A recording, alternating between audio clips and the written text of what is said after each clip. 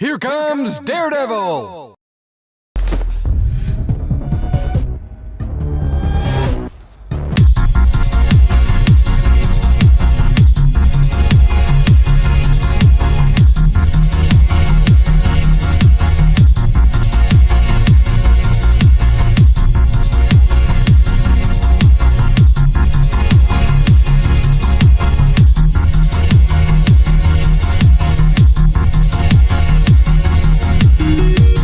Ladies and gentlemen, boys and girls, shooting all ages, because I'm your favorite random man, Future King of YouTube. Terrence is in this here building today, and how are you guys doing?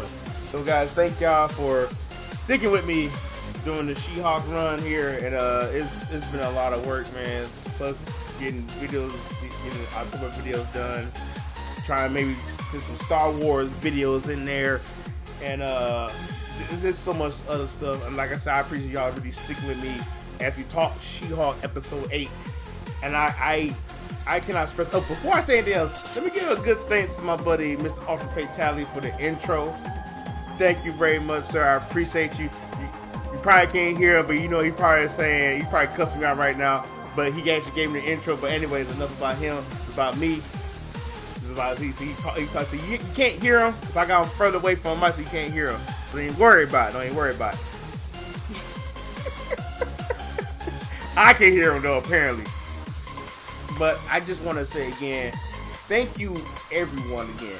But let's go ahead. Let's talk about She-Hulk, cause man, oh man, I can't express enough love for this episode. A whole lot better than episode 7, cause geez, like oh my god, man, it's I can't express how I like everything with She-Hulk. Just with this particular episode work. Hey, guess what, y'all? You got Daredevil. Because the one thing that, like, before I get into it, I gotta talk about this right for a hot second.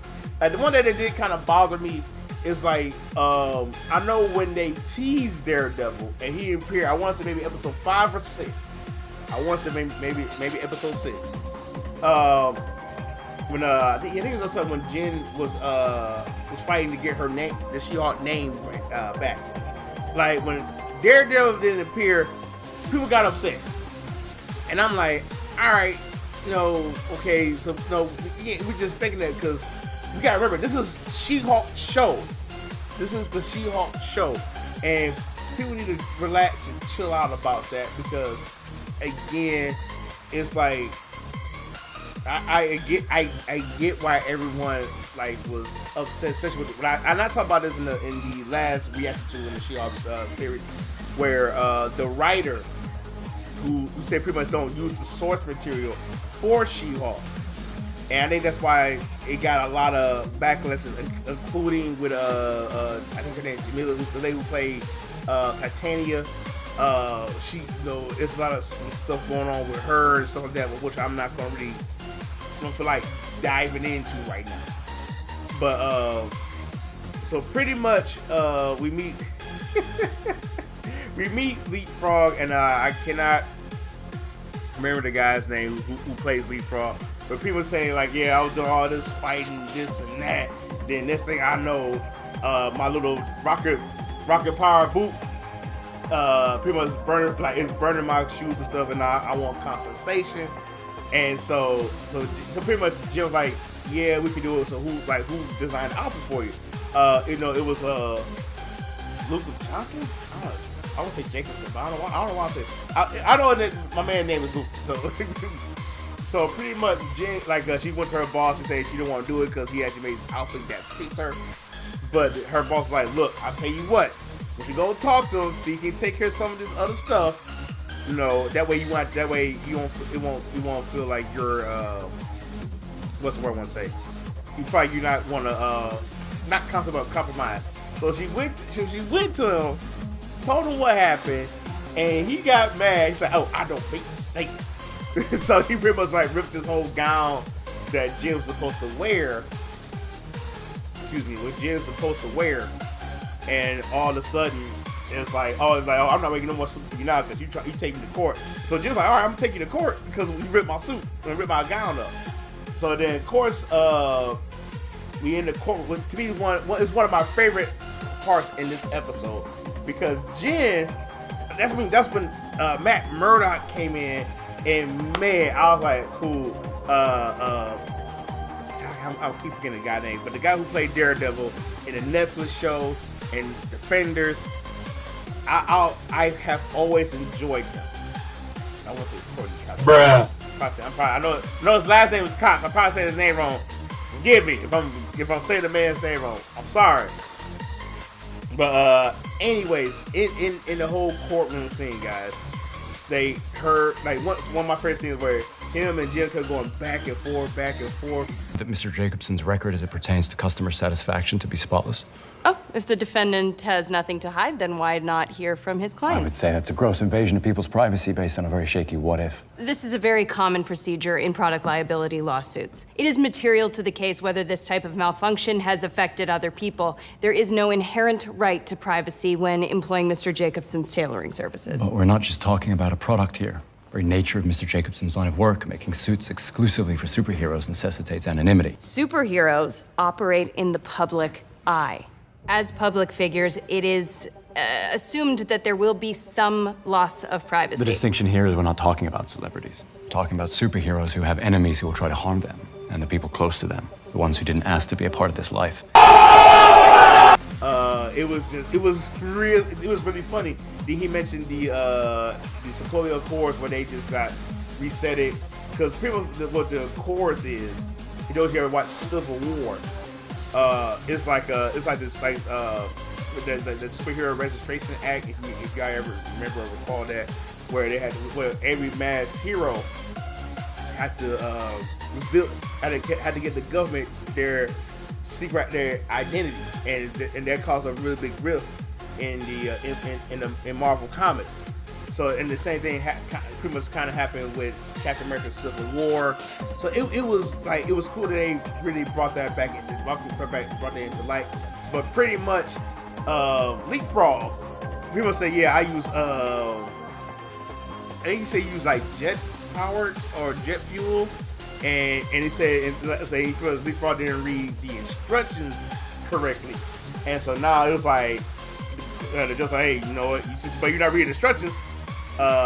Jacobs, Lucas is not.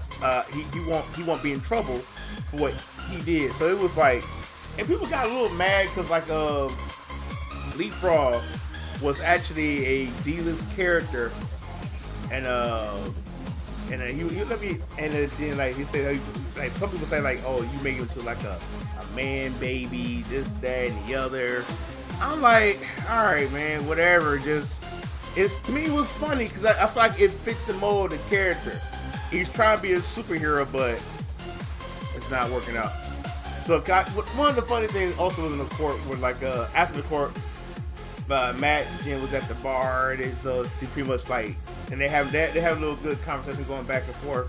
And she was like, say, I don't know about you guys, but it's like I feel something. And so Matt said, oh, I gotta go, something like that.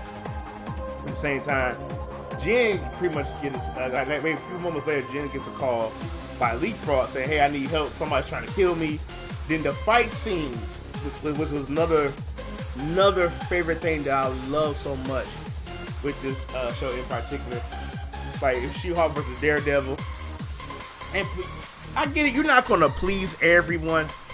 I get that. But at the same time, man, like, come on. I think people just hate just to hate. The fight scene with Daredevil and She-Hulk was really good and had me cracking. It was a really good fight scene.